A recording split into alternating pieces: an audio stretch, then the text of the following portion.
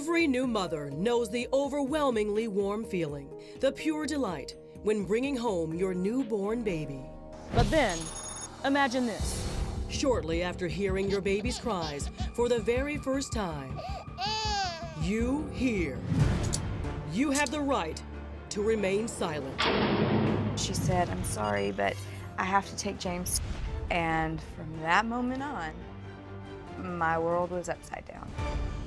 Alabama resident Casey Shehai is one of many new mothers who felt the sting of the state's controversial chemical endangerment law, giving prosecutors the authority to throw a mom in jail in order to save her newborn from reckless and dangerous drug use. I know I'm a good mom. The way that the law is written right now, it's really making victims out of children and their moms. In Casey's case, the strict law turned her life into a mother's nightmare. You always wanted to be a mom. I did. I always did. Yeah, I always wanted to be a mom. And, you know, it was, I have 2 little boys, and both pregnancies were extremely hard. Started preterm labor with both of them. There was a lot of sacrificing I did. Bed rest. I mean, it was hard for me. One night, 7 months into her pregnancy, Casey's discomfort was so bad, she says she just couldn't take it anymore. I was having a panic attack is what it was. Severe? Yeah, like hyperventilating. I mean, I knew that if I didn't calm down, if I didn't stop this panic attack, then I was gonna go into labor. So after doing some quick research online, Casey asked her then fiance for half a Valium, just 1 milligram, less than most doctors give their patients for anxiety. The baby, he was already completely, he was formed, and I knew that, you know, this half of this Valium was not going to hurt him. Fast forward several weeks later, and the big day finally arrives. The actual giving birth to both of my boys was so much easier than the pregnancies. And he did come 4 weeks early, but he was still 6 pounds and 11 ounces. A perfectly healthy baby boy. Casey was overjoyed until the nurse came in just a couple of minutes later, and she said, I'm sorry, Casey, but you know, you had a positive urine drug screen, positive for benzodiazepine, and we're gonna have to take James to the nursery until he produces his first void to test him and see if he's positive as well. I said, that can't be right. You need to test it again. Then, Casey remembered that half of Valium from weeks before. Could that really be it? She would be forced to wait for hours before hearing the fate of her child. Then, finally, relief. They brought him in, and this was already in the middle of the night, and then he's clean, nothing's wrong. The pediatrician that gave him a full, healthy report, you know, and you guys are gonna go home, discharged just like normal. Everything's good. But it was just the beginning. 7 weeks after he was born, I'm back at work. There are 3 investigators out in the lobby, and one of them said, "Yes, we have a warrant to arrest you for chemical endangerment of a child." Did you understand or know anything about this law before this? I knew that I had seen it on the news, in the newspaper. You know, they make such a big deal of really shaming these women, you know, putting their mugshots up. It's really, really shameful. So I'd seen some of it before, you know. I just never really, it hadn't affected me. Now Casey was one of them. One of the nearly 2,000 women arrested since the law took effect in 2006.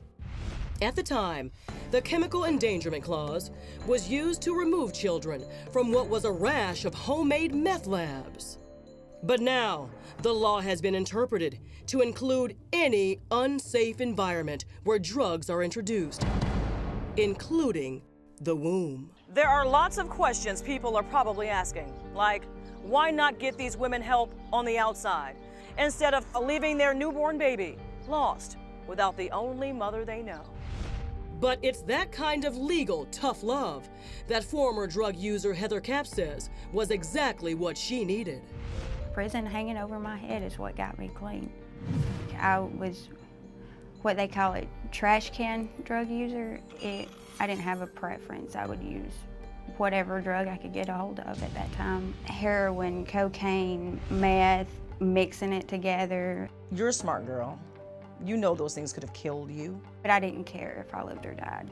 Like in my head, I didn't have anything to live for. Not even the baby growing inside of her. I knew I was going to jail if I didn't quit using. Oh, I knew they were arresting people. I knew that he was gonna test dirty. I knew that I was going to jail. And even with all that, Couldn't stop. I tried, I wanted to. Sure enough, Heather and her newborn tested positive for drugs, and the consequences were swift. The day they took me to jail, 2 days after I had him. When they discharged me from the hospital, they did it in handcuffs in a wheelchair. Heather spent the next 3 months staring, not through the slats of her baby's crib, but through the solid steel bars of the Etowah County Detention Center. But as emotional as that time was, she says it was the wake-up call she needed to finally get clean. That was the best thing that ever happened to me. Like, it wasn't fun. It sucked really bad, but that's what I needed. That's what it took for me. And yet, one mother's salvation was another's purgatory. While a grand jury would eventually decline to charge her and the case has been thrown out, Casey says, in the court of public opinion, she's still struggling to clear her name. I mean, this last year and a half has been pure hell. The way people look at me, the whispers and just the slide of the eyes, you know. Stares. Yeah, the stares. I know what they're thinking. I know what they're saying, and it hurts so bad. look, this Alabama state law is black and white. There are no shades of gray here. Harsh? Well, it depends on who you ask. Heather says this law saved her life. Casey, on the other hand, said it ruined a major part of her life. You say what to Casey? I would tell you that I think there's a whole lot more Heather stories than there are the opposite. And one of the things that I've challenged those who otherwise proclaim that what we're doing is wrong or that what we're doing is harsh toward mothers. And if they've got a better plan, one that works better than what we're doing here, show it, because right now, that plan doesn't exist. In the end, Casey and Heather's cases couldn't be more different. But what both women have in common, what not even the law calls into question, is an unwavering love for their children. Who is Heather today? A mom, a wife.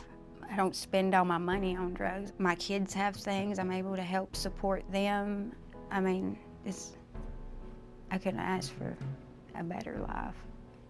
There are some young women out there who think this law helped them. What do you think about that? I think that's wonderful. I think the law was used appropriately for them, and I'm glad that they had some consequences and decided to turn their lives around. You know, that's what it was meant to do. In my case, it was just used completely erroneously and for no good reason at all.